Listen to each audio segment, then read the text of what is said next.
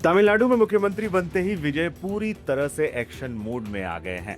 राज्य में एक तरफ जहां सरकारी कर्मचारियों की लेट लतीफी पर चाबुक चला है, वहीं दूसरी तरफ भ्रष्टाचार पर भी सीधा प्रहार किया जा रहा है। आज हम आपको दिखाएंगे नई सरकार के दो बड़े कदम। पहला, सचिवालय में लागू हुआ सीएम विजय का नया डिजिटल अटेंडेंस फरमान, और दूसरा, एक मंत्री का श्रद्धालु बनकर मंदिर में किया गया वो औचक निरीक्षण जिसने भ्रष्ट पुजारियों की पोल खोल दी। सरकार बदलते ही तमिलनाडु के सरकारी दफ्तरों का माहौल भी बदल गया है। मानव संसाधन प्रबंधन विभाग में काम करने वाले कर्मचारियों की लगातार मिल रही लेट लतीफी की शिकायतों के बाद सरकार ने सख्त कदम उठाया है। विभाग के उप सचिव द्वारा जारी सर्कुलर के मुताबिक अब सभी कर्मचारियों को सुबह 10 बजे से पहले दफ्तर पहुंचना अनिवार्य होगा। 1 जून 2026 से नया डिजिटल अटेंडेंस सिस्टम लागू हो रहा है। अब कर्मचारियों को अपनी उपस्थिति 3 तरीकों से दर्ज करानी होगी: बायोमेट्रिक, फेस आईडी और मैनुअल हाजिरी। इसके साथ ही सभी को ड्यूटी के दौरान अनिवार्य रूप से अपना आईडी कार्ड पहनना होगा।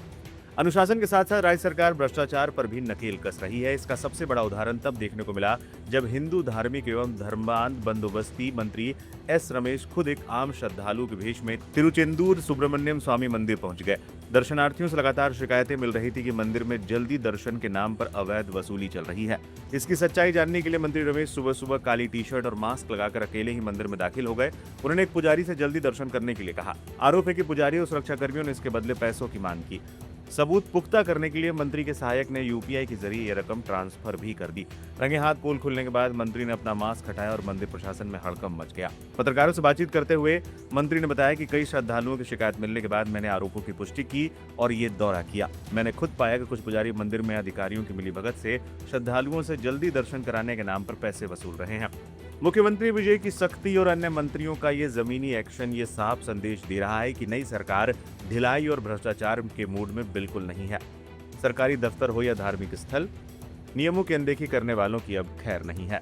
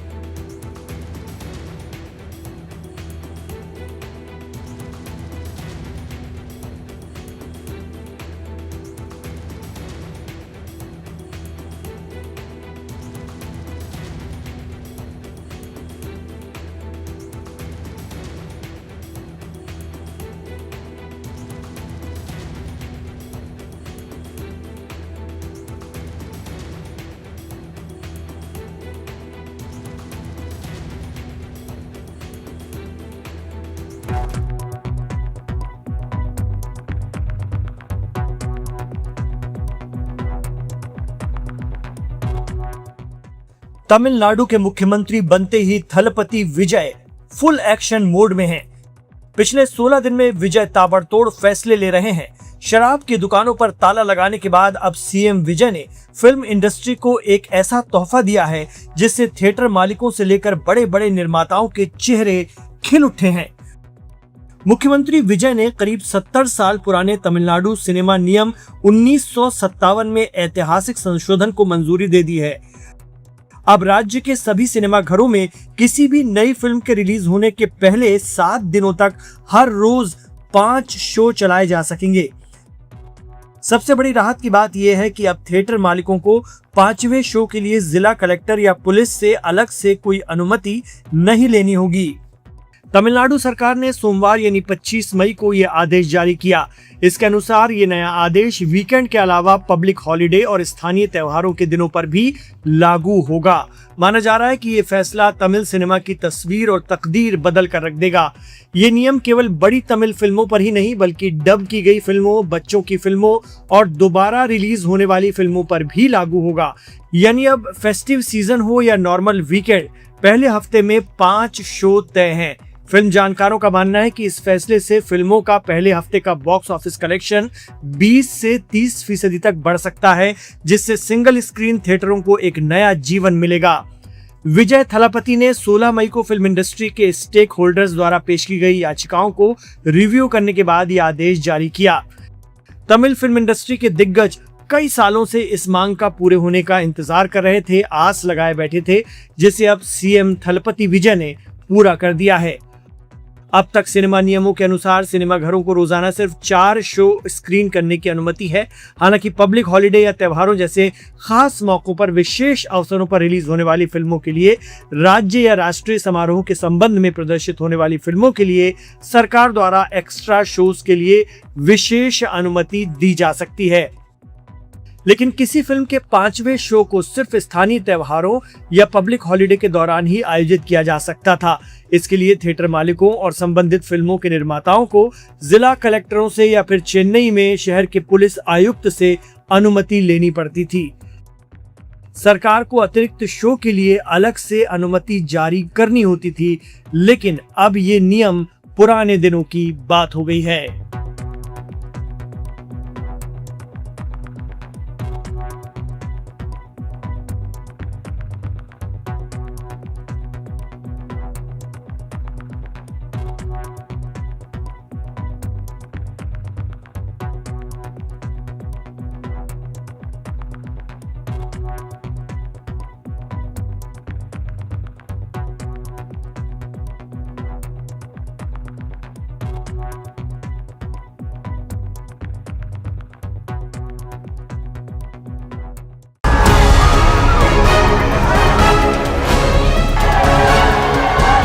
राजनीति में वादे बहुत होते हैं, लेकिन विजय ने जो कहा वो कर दिखाया। तमिलनाडु के 14 लाख से ज्यादा किसानों के चेहरे पर अब मुस्कान है। अभिनेता से नेता और अब मुख्यमंत्री बने विजय ने अपना एक बड़ा चुनावी वादा पूरा किया है।